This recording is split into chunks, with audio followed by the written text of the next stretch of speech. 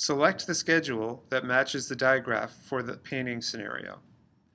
Now let's take a look at this digraph and talk about what it means, and then we can probably use that to help figure out the schedule that works for the scenario.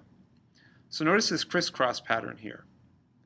And so that means, for example, that to start task 3 or T3, both task 1 and task 2 have to be completely finished because they both lead to task 3, meaning task 1 and 2 are prerequisites for 3. Same thing here for task 4. Task 1 and task 2 have to be completed before task 4. So what that means is these tasks 3 and 4, they're probably going to be starting at the same time because they have to wait for task 1 and task 2 to finish.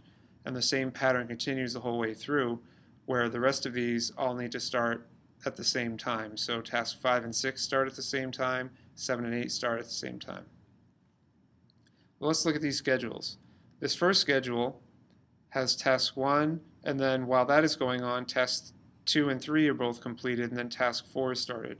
Well, this one doesn't work because it's not following that rule of waiting for tasks 1 and 2 to be completed before starting task 3. Let's look at the next one.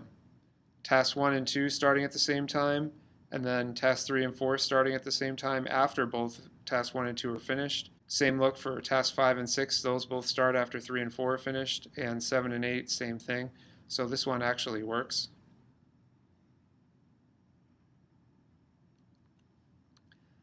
And then this last one, we have task 1 and 2, but then task 4 is starting before task 1 is completed.